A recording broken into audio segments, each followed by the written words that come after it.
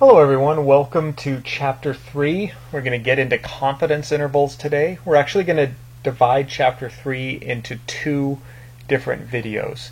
It's a little bit longer and I want to make sure that the videos don't get too long and cumbersome. So we're going to divide it in half. The second video is actually going to pick up where the first left off. It's going to continue on with hypothesis testing. And so when you go to watch the second video, you'll want to have the file open that you finished at the end of the first video. So if you separate the two, that's what that's a little tip. It'll save you a few minutes of having to pause the video and scramble and go get the other file opened up. So what we're going to study today is confidence intervals. And I'm going to start putting the data into the Excel sheet, and I will explain what confidence intervals are and what we are going to, what the purpose is and how we're going to do everything as we go. So on page 43 in the book, I'm on cell A3. They want us to type Chevy Impala. Then we're going to go down to and type miles per gallon. And then we have to enter in this list of numbers. Now there's no shortcut here. We're just going to have to enter them in, and I'm going to enter them in right there with you. This is a little tricky to do while you talk, so I may at times not talk for a second because I don't want to make any mistakes going down the list. So we're just going to have to enter them in. You don't need to enter the zeros when they have a zero at the end of the number because Excel will take it away anyway.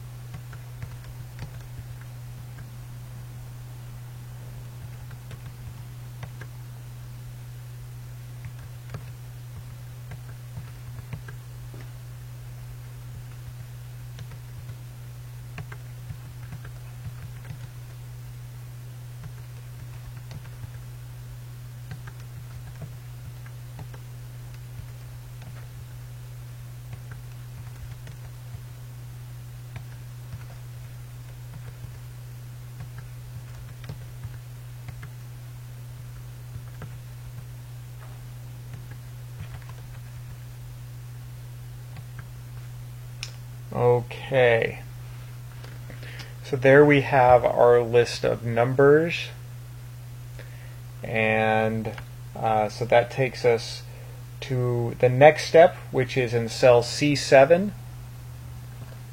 The book wants us to put N, and then on C10 we're going to type mean. Oops, mistake there.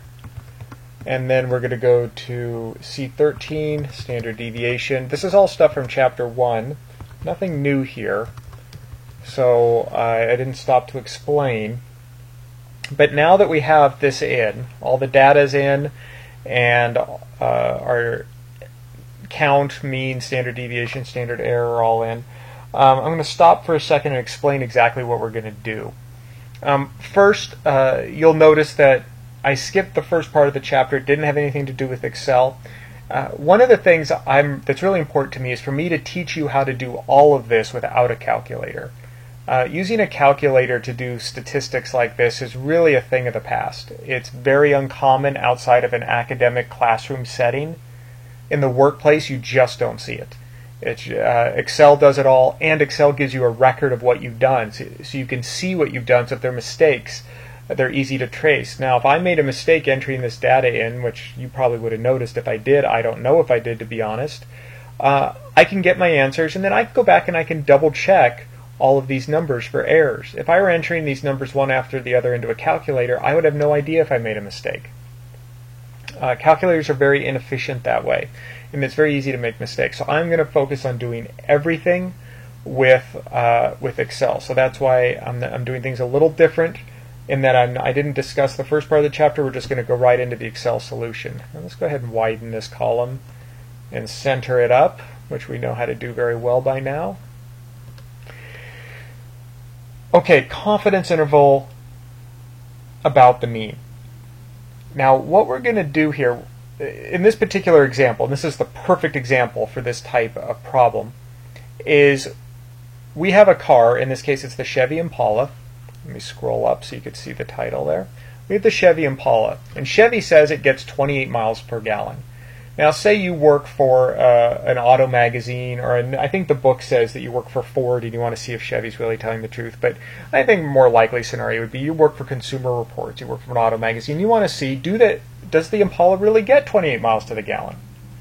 Well, common sense tells you that if you went out and took a Chevy Impala and went for a drive and calculated the miles per gallon, it's not going to equal 28. It may equal 28.1, it could equal 27.9, it could equal 32, it could equal 26, all depending on a lot of different variables.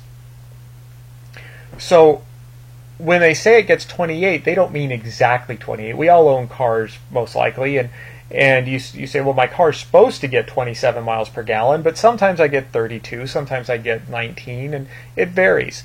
So how do they come up with these numbers? How does Chevy come up with 28? Well, quite often they simply take a mean or an average of different trials. So say you work for Consumer Reports and you drove the Impala. I think this is a list of 25 numbers. You drove the Impala for 25 tanks of gas. And these are all the different miles per gallons that you were able to get in the Impala. Now you want to do a calculation to see if 28 is in fact a correct estimation of the miles per gallon. Well, one way to do this is through a confidence interval. So what we're going to do is set up a lower number and an upper number, and we could say that we would be 95% confident that that the Chevy Impala gets between the number of miles per gallon between the lower number and the upper number. So say our confidence interval we calculate at 27 is the lower number and 29 is the upper number. That would mean that we would be 95% confident that the Chevy Impala gets between 27 and 29 miles per gallon. In that case, the number 28 would be an acceptable number. And we could say, yes, in fact, the Impala does get 28 miles per gallon. That would be an accurate statement because it falls within that confidence interval. So what we're going to do here in this part 1 of the video is actually calculate a confidence interval. So we have the n, the mean, and the standard deviation. So let's go ahead and calculate these. Now we're going to do this a little differently than the book does it. Because the book has us already knew the answers because the book calculated things with a calculator first. So I have to go a little bit out of order here. And I apologize if that's confusing, but I think it'll make you more efficient and show you the correct way of doing it when you go to do the practice problems at the end of the chapter. So let's go ahead and set up the rest of the items that the book tells us to, and it says that we're going to do the 95% confidence interval down here. So we're going to say 95% confidence interval. And then it has us typing in here lower limit and upper limit. I guess they have a colon after those, don't they? Go ahead and put that in as well. Now we got this looking a little sloppy, so we're going to go ahead and expand the column there, and we'll expand this one so that everything looks okay. Now we're going to go ahead and calculate all of these numbers. So n, as you remember from chapter 1, is going to be equals count. Oh wait, let's go ahead and label this list of numbers. We didn't do that. So I'm going to highlight the list. This will make things a little easier. Right click, define name, and I'm just going to use the name Impala. Hit OK. So I'm going to go back here and do equals count Impala. 25 values. Okay, for the mean, I'm going to go equals average Impala. 28.172. That should be your answer. If it's not your answer, that means you probably typed one of the numbers in wrong. That's where most of the errors will come from. And as a little side note here, just as a tip, having used this book in several classes previously, most student error comes from typing numbers in wrong. It's very important, and I do take off points for it, because just like in the workplace, typing in a number wrong, or lack of attention to detail in this case, is just as important as getting the formulas right and doing all the calculations. If you don't put the numbers in right, knowing how to do it doesn't help you. So it's very important you get all the numbers in correctly. Okay, over here to standard deviation, equals standard dev, open parentheses, Impala, close, 3.03, standard error. I'm going to go ahead and enter that in. So that's going to be equal sign.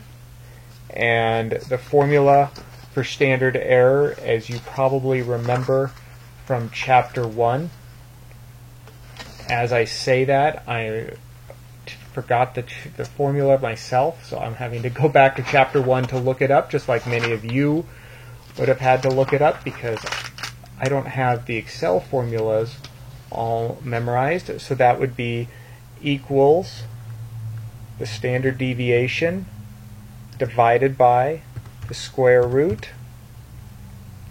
of, and I'm going to remember to do the reference of of D7 instead of typing the number 25, and that'll give you your standard error of 0.6067.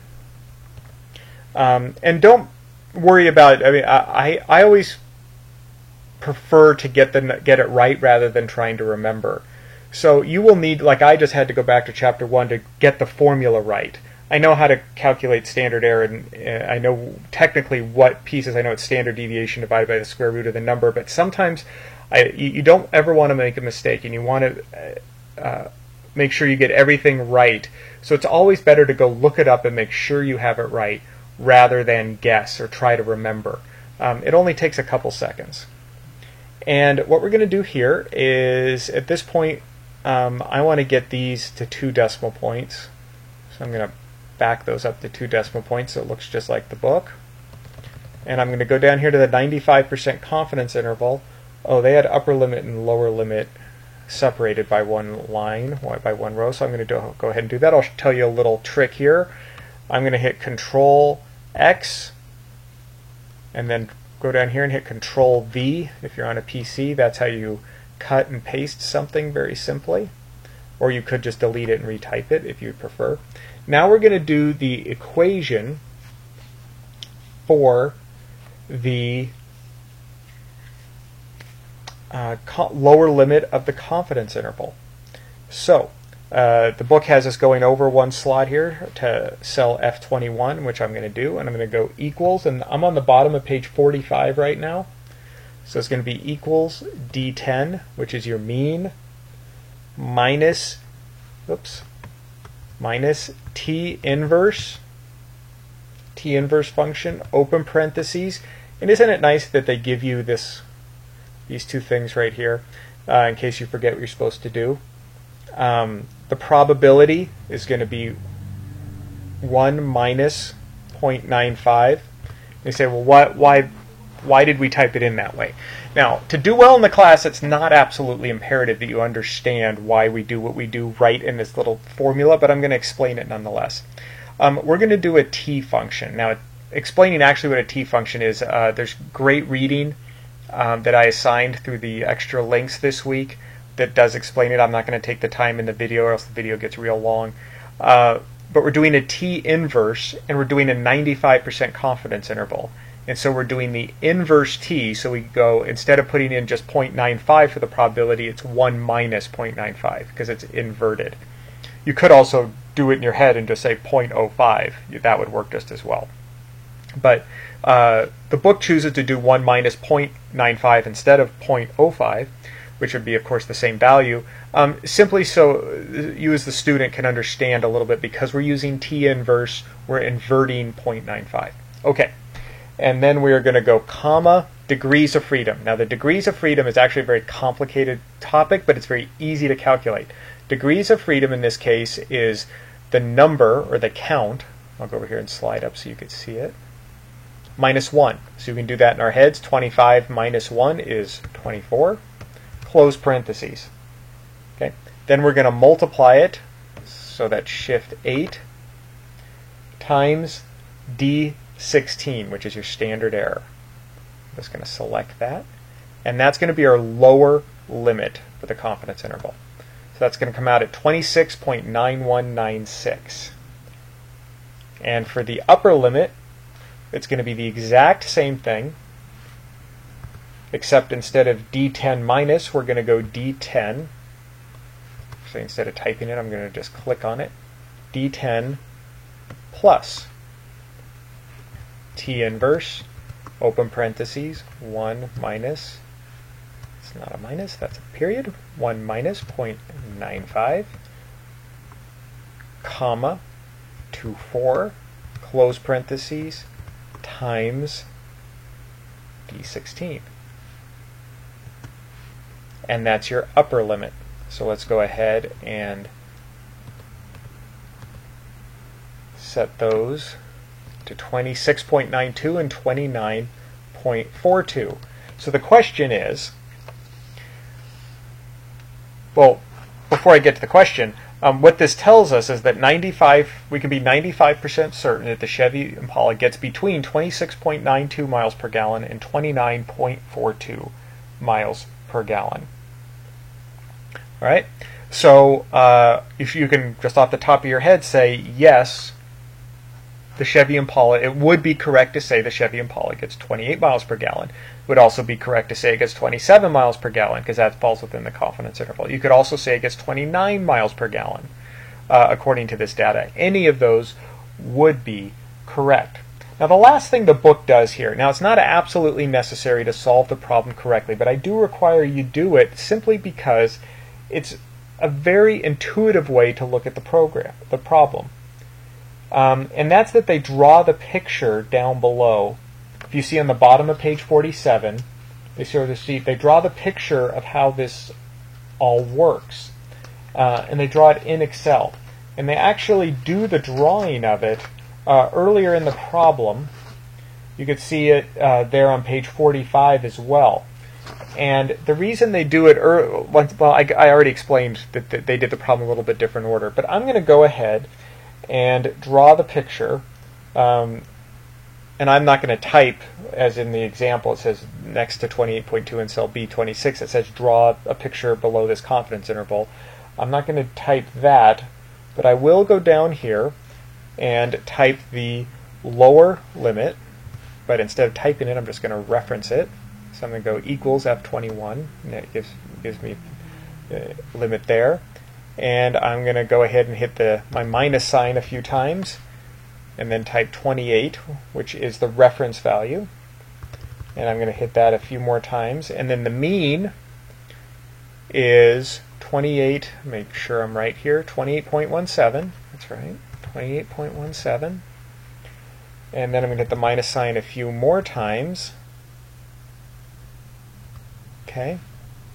And hit enter.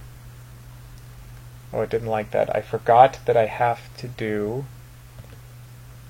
Oh, it didn't like that. I'm going to get rid of that equal sign, and I'm going to put the little apostrophe before I start. And that tells it you want it to look exactly like what you had it in there for. So I'm sorry I didn't explain that to you before.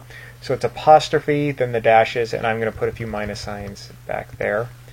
And then I'm going to put equals the upper limit over here. And then I want it to look good, so I'm going to move that upper limit to the left side. So I'm going to click on the left justify button. Okay. And then here, to make it look like the book, I'm going to go type lower limit. And then underneath here, I'm going to give it a few spaces and put REF for reference value. I'm going to put a few more spaces and put mean. Okay, those aren't exactly where I wanted them, so I'm going to put a few more spaces here. Oh, I could see them shifting. I'm going to hit a backspace, and then go back here and move the whole thing over so it's nice and pretty. Okay, and then over here I'm going to go upper limit. And then to finish this off, underneath the reference, I have to get a value in there. And I'm going to go back here and give it a few space bars. Okay, so now we have our neat little picture. Actually, I'm going to right justify these. Yeah, move that over, make it even more pretty. So you could see that here's the lower level, the lower limit, the upper limit. Here's the mean right here, and here is your reference value. The mean will always be between the lower and upper limit. I don't see how it would work where it ever wouldn't. So if the reference value is in here, in between the two, then yes, that would be an accurate determination for the miles per gallon. And if it's outside, to draw the picture, you'd put it over here, put the reference value outside, and you'd say, no, that's not an accurate representation. Now, something that this book really emphasizes that I like is stating things in clear language, to show that you know, and I'll always require that in my assignments, to show that you know what you've just done, that you didn't just go step by step like I did through the book and type in the numbers you're supposed to type, but don't really know what you're doing. So in this case, the book gives us an example of how to say something in clear language. So they have the conclusion that says, since the reference value of 28 is inside the confidence interval, we accept that the, whoops, I'm trying to do it just like the book, so I should have hit return there, that the Chevy Impala does get 28 mpg, period. Okay, so that does it for the first part of Chapter 3. So for the second part of Chapter 3, which is hypothesis testing, we'll go ahead and go to the next video.